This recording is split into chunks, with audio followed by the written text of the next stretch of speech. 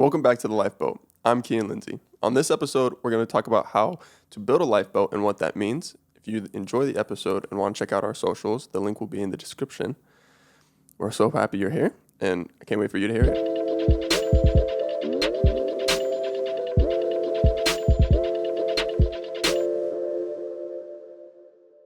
Okay, so today we are talking about kind of how to build a lifeboat. That's the title of the episode.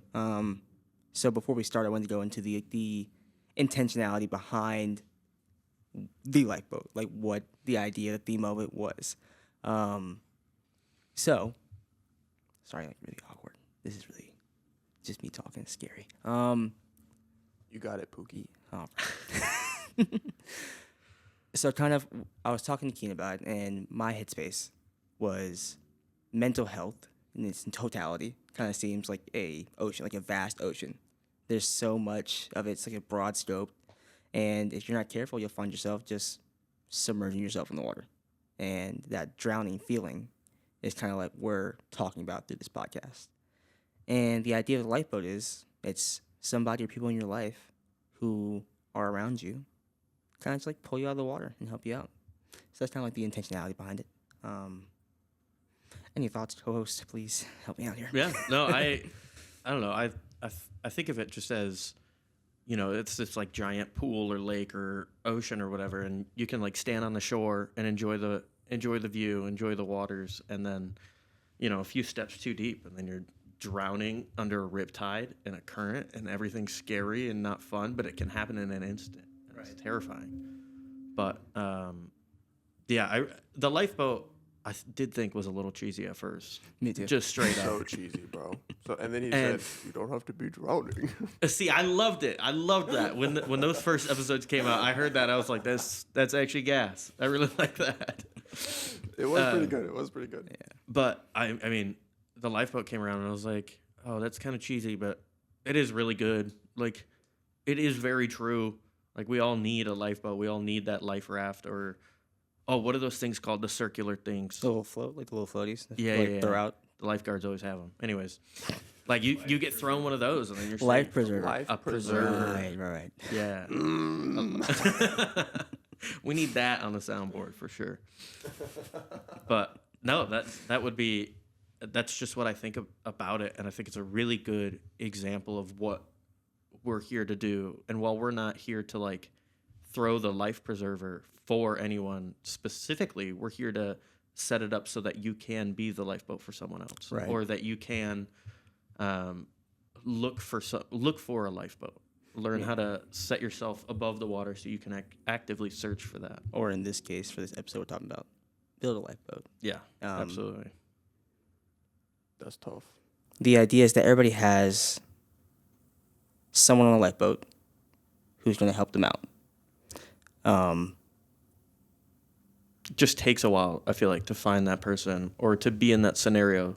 Yeah. To recognize you need help. I mean, that was it for me. Or to accept that person. Right. As like, ooh. Yeah. That's another part I never thought about. Was accepting help. Yeah. Yeah, because there's like a lot of times people are like, "What's going on?" And then you're like, "I'm fine. Leave me alone."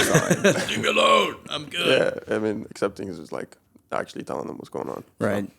So, And I know, like, even if I've had plenty of people, like, pour into my life, and I'm like, yeah, I'm doing great. Thank you guys so much. And I'll go home, and it's like, like, just in there, like, I'm dying. dying inside. But, you know, it definitely takes time.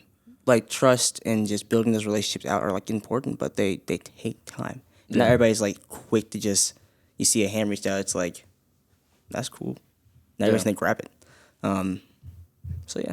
Something I just realized is that I've been very blessed in feeling like I never had to build a lifeboat, which is interesting now that I think about it. Like it was kind of just there for you? Yeah, like my family. My family is like 100% the people who have my back and the people who are there to help rescue me. Like, it was like in 2020, you know, we all got mad depressed.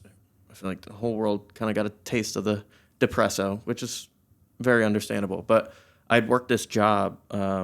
I was like installing conveyor belt systems, crazy job. And 6 months in, I was doing a job in Atlanta, and I like was talking to everything was just bad, and I was not loving it. And I like had gotten home and was talking to my parents, and I was like, I like don't want to kill myself, but like I'm not opposed to it. It was kind of crazy. It was like everything was like not good, but not terrible. And then one day it was, oh, well, I guess I'm not opposed to dying. This is not fun. And my parents were immediately there. Like my dad is absolutely my hero in that sense that like if I ever need advice or if I need help doing anything, he's there. He knows what to say. He knows what to do, how to say these things, how to guide me through life. And my mom is there emotionally. So she'll protect me throughout anything that's going on emotionally, and that like I don't know how to process these things. And my dad will give me the words and my mom will give me the emotions to go through with that. Right. So I've been very blessed in having a lifeboat pre-built for me, I feel like. Okay. That's a good perspective on it. That's a great perspective. Thanks. When I was little, I kind of had the same thing, and then I guess it's different because my parents got divorced. So to me, it was kind of like my ship was sinking, you know. Yeah. So when they got divorced, it was kind of hard for like the whole family, and then like my sister and my older brother and my mom were like, "Your dad sucks." And then I was like, "But why?" Because they would never tell me like what exactly happened. And like a few years later, I found out, and I was like, I mean, like, yeah, that sucks, but like, you guys got to learn how to forgive people, you know? Yeah. Like, forgiveness is such a huge thing, especially for me. So it's Absolutely. it's different when you have to build your own, you know? It's hard to live life and not forgive. It's you carry a lot of resentment. So Yeah, for sure. Yeah, truthfully. My household is a little hectic. Not hectic, but it's a good household. I'll start by saying that. Not trying to like, but like dysfunctional but great. I'll say that. dysfunctionally functional. Right. All right. Yeah. Perfect. Perfectly said. Like my mom takes a lot like responsibility of the house. Like she does a lot, and because of that, I feel like what I'm going through does not need to cross the waters of what she's handling for the entire family. Yeah. So in that perspective, I would just keep it to myself, regardless of what it was, how deep it was, how depressed I got. I just kept it to myself. I thought it was the best option. I didn't think like, not that she wouldn't be there for me, but I didn't want to add to what she was already doing. Yeah, like I feel like that would be just hard to justify Right. giving your burden to someone else when they already have X, Y, and Z. So much else going on, and in that way, I guess like the ship had little holes in it, and was starting to sink. But I got my brother; he's great. And as we've Absolute troll, but yeah. absolute troll, That's We great. love you, Ryan. Wait till he hears this. Oh, yeah, for real. but as we've like grown up and gotten a lot older, we've been able to just kind of talk our problems out, and that's been great. Like the little repair tool in that lifeboat. I kind of feel like we're in it together for that. Yeah, absolutely. What do you guys think about like? When prepping for this, I thought about like how would I or how did I like build a lifeboat, because I feel like there's different levels to it. Like at the core, there's my parents. Like Right. when I am at my worst, my parents are there, and well, for me, God is always there. God's first, but my parents are there all the time, and but then I started thinking about it. Like, what are the people that like help me in the minor problems? Right. And for me, it was when I was building that in like middle school and high school, like I tried to surround myself with people that are just better than me in different areas. Like we'd go to youth ministry, and I'd like find people that just read the Bible better, annotated the Bible better, like it just looked cooler. One of my best friends, I thought he was just like the most yoked dude ever. And so I was like, dang, he seems like a cool dude to be around. He's probably better than me. Right. And so I try and surround myself with people that are better so that I can both improve, but hopefully they would care. And through those relationships, they ended up caring and helping me out. But what do you guys think? Like, how do you build the outer lifeboat?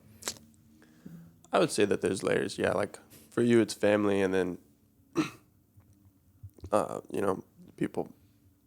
Mine, I would say, is like my mom was a big person to like try to help me, even though we were like very dysfunctional, and like I was like, I'm fine, please stop talking to me.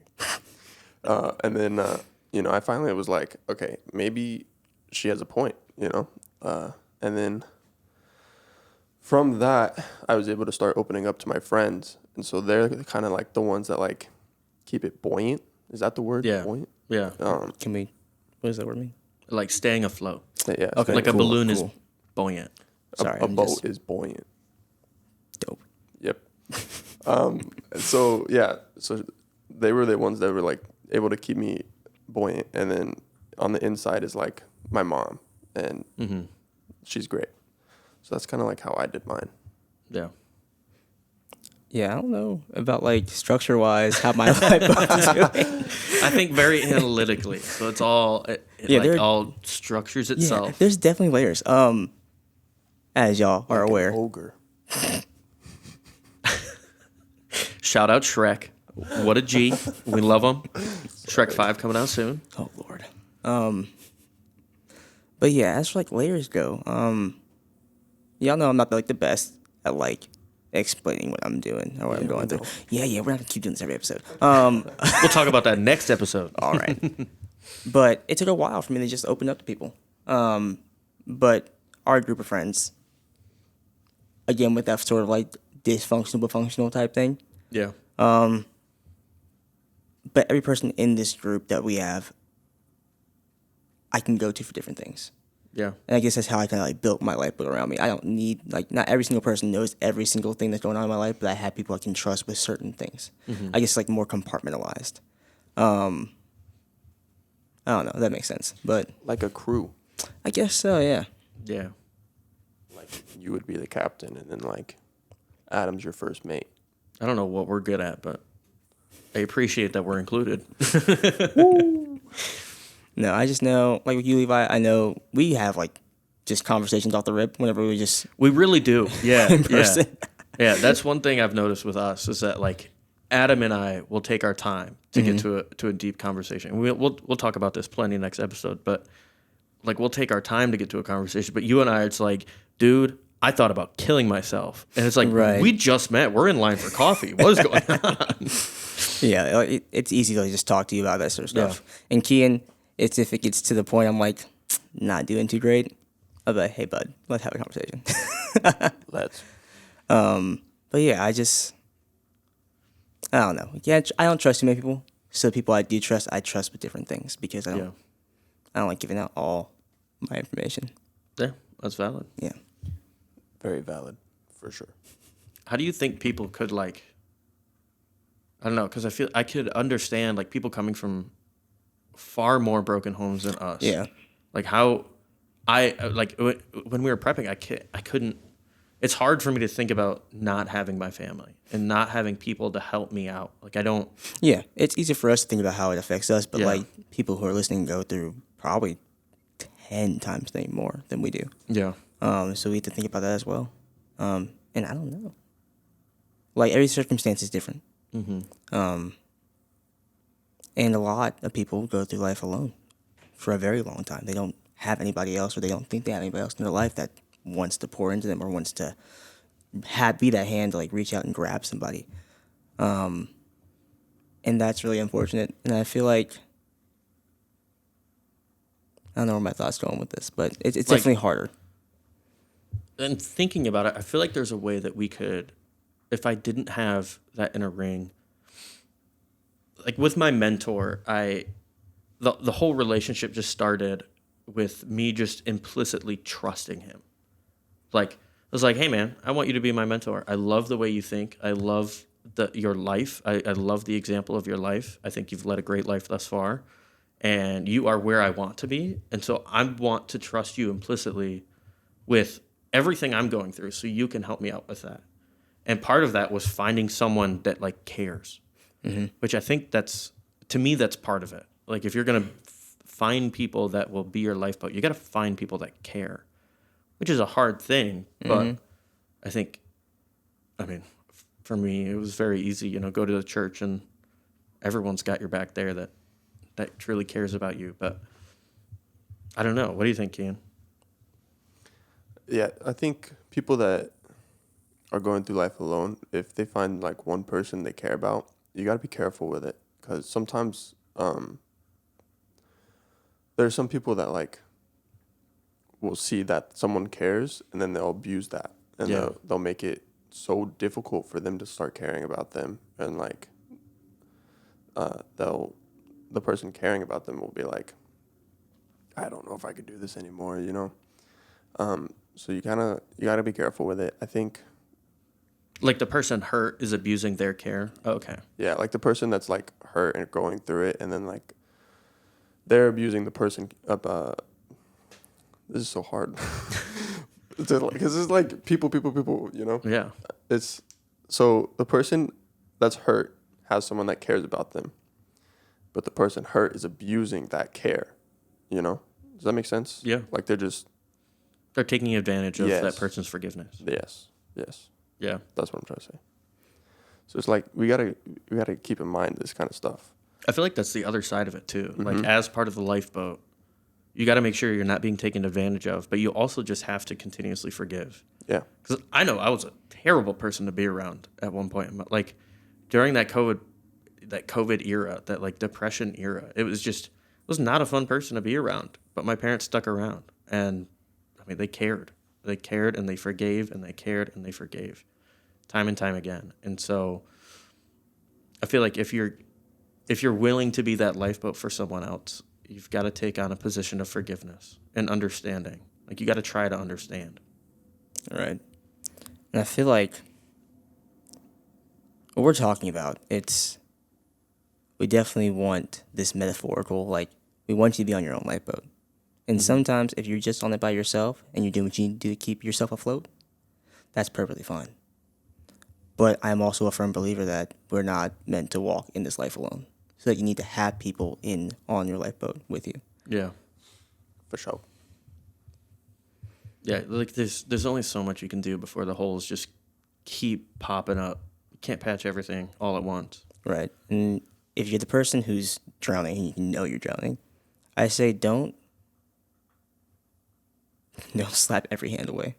Yeah. I know it's hard to trust people, but there are people who genuinely are going to take an interest in you and in your life and who want to be there for you. And on the lifeboat, you're going to say something? Go ahead. Oh, Kean's locked in. Go ahead. He's locked in you. So we learned it in church, but I don't know if you want me to say it. Like, I feel like it's something that can be applied to in life, you know, not necessarily like just church. Give it a shot. So when we learned about it, it was kind of like we learned the food pyramid, right? But so the food pyramid is what we learned, and then to relate that to like life is at the top we had, you know, 3 close friends, you know, or like your small group, right? People that you trust no matter what. And then the next level, you have like your big friend group, which is like us, you know, we have all of our friends. And then the last level is just like a crowd of people, not necessarily like everyone in the world, but like just, you know, your acquaintances and stuff like that. Like, Yeah, those that you know. Right. yeah. So that's kind of like how I see building a lifeboat is like you need a good bit of super close friends, and then you have your big friend group, and then you have the crowd. It's kind of Right. like how I see it. Sorry, Yeah. that like popped in my you're mind, and I was perfectly fine. like, No, that makes I sense. have to say this. That actually, Yeah. like, again, thinking analytically, like if you were to like that huge crowd is like, oh, you stub your toe, and now you're pissed off, but you like hang out with them, and you're like, everything's better. Right. Yeah, like this is gonna sound bad, but like it's like your school friends, the Yeah. people you only see at school. No, for real. I mean, Yeah, that's good. we all had huge groups of friends together and separately throughout our entire high school experience. Yeah. I speak to just about 4 of I them. don't think Yeah. I speak to any of them. Oh, nope. And the 4 are in our friend group. I speak to It's not even, That's crazy. Yeah. and, you know, I love them all dearly, but that's at the end of the day, they live their lives just as we live ours. Right. And, you know, if they ever come back into our lives, I'd love to support them and hang out with them. But, you know, they are acquaintances for sure. But, yeah, I like that. I really like that. That also is like that old adage of like you are who you hang out with. Like you are what your closest friends are. Right. Yeah, I think absolutely. that the same applies to here of like if your very closest friends are worse than you mentally, you're setting yourself, if you're going to them for help, you're kind of setting yourself up to fail. And you should absolutely be there for them, but you can't help someone if you're in pain, if you're hurting. You can't help someone like that. Right. So part of that is seeking out, I feel like, seeking out people that know what they're talking about and people who are where you want to be, like where you desire to be. They're not perfect. I've yet to meet a perfect person on this earth. That'd be pretty dope to see. But everyone's doing something better than you for the most part. And so seek those people out. They're not perfect. They're messed up in XYZ ways, but I feel like part of finding your lifeboat is finding the people that are doing stuff better than you. And I feel like we should ask the question, like, what makes a good lifeboat? What is that example of like a good lifeboat that everybody should follow? Oh, that's a goodie. I feel like that's just a combination of everything thus far. It's like, I don't know. To me, the biggest is that they really, truly care about you at the end of the day and are only there to see you grow. Like they take nothing from you, but pour in just so that they can see you grow and get better. Like that, to me, I feel like is such a vital piece. Is that all they want is for you to be better. Like that's it. They don't want anything from you. Actually, the only thing they want from you is for you to get better. Like they just want you healthy and happy. What do you think, Ian? I think you hit it right on the nail. Nail on the head. Or Yeah. head. What? In the wall. Right? How does that go? I don't know, brother. Hammer on Nail on the head. Hit the nail Hit the on nail. the I forgot the head. hit part. Hit the nail on the The head. genuine frustration. It's just shown. That's that COVID foggy brain, baby. Anyway, Forget everything. It's awesome. I feel like if you're going to be that person who is literally on a lifeboat set out to be grabbing people out of the water and seeing what you can do to help, you have to know, like, not everything's going to go well. Mm-hmm. Not every person who you pull out of the water is going to be accepting of your help. And you have to be okay with that. Yeah. Not that you have to give up on those people, but you have to know that, like, not everybody's going to be, like, ready to be helped out. Yeah.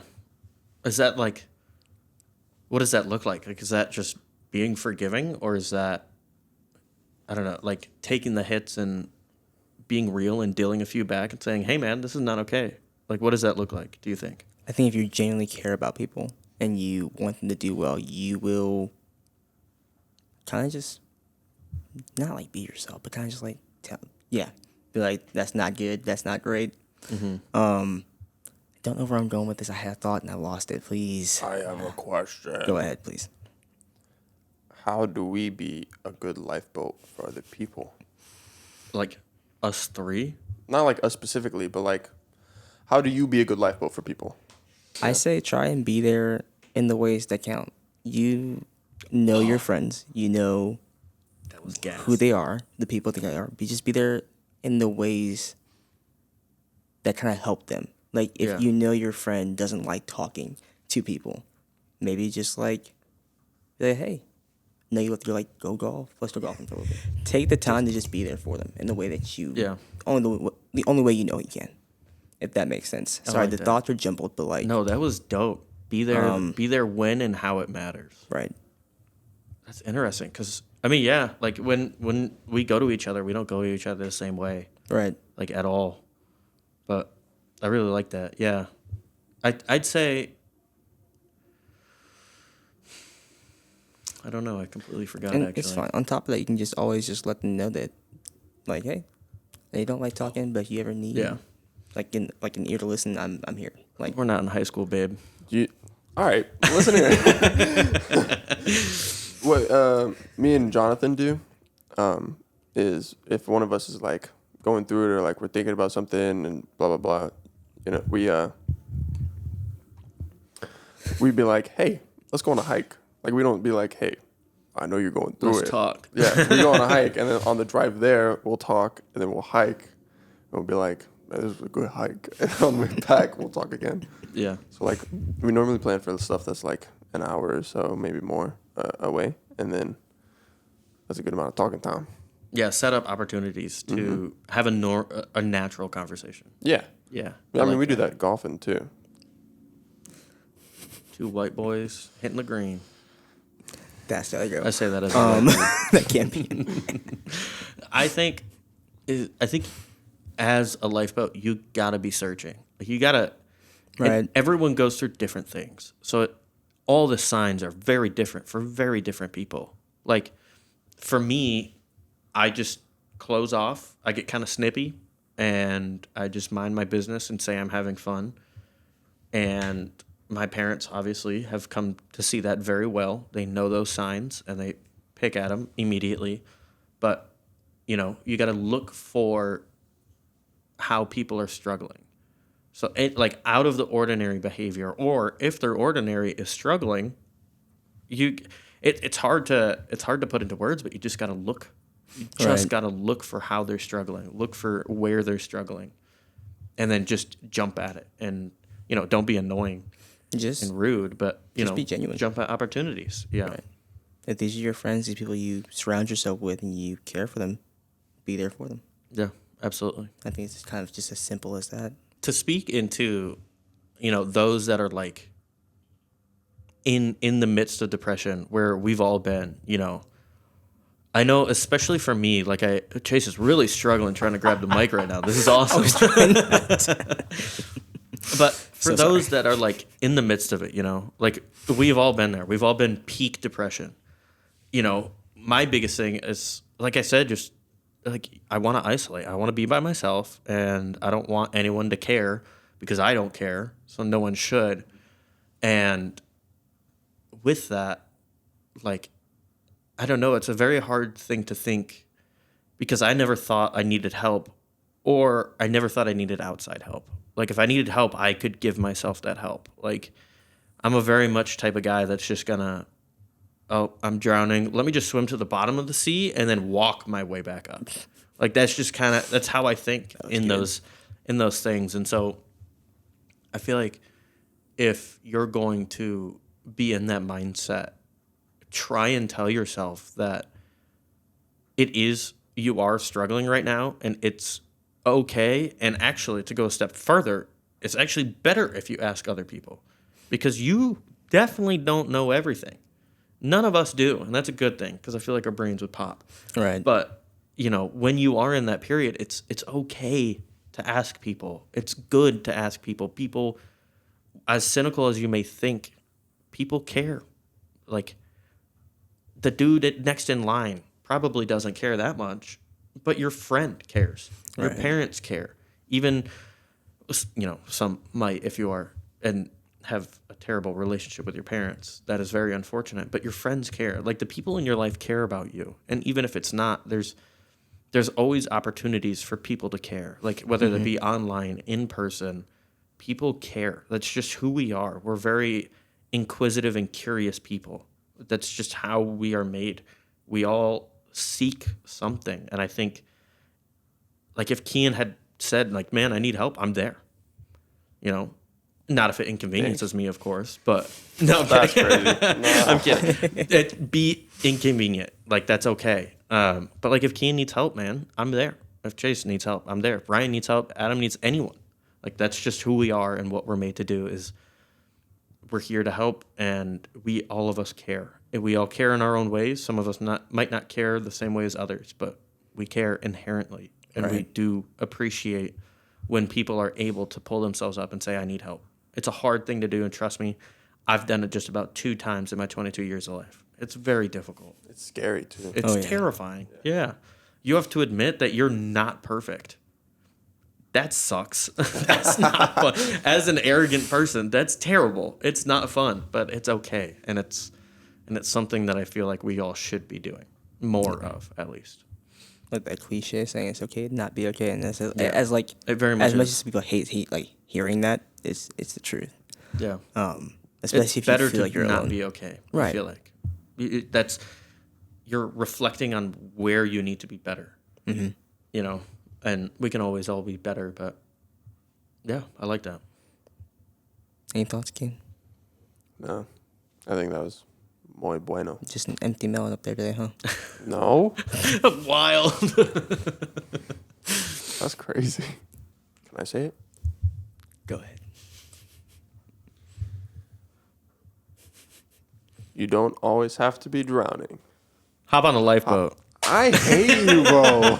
Hop on the lifeboat. Get him out of here.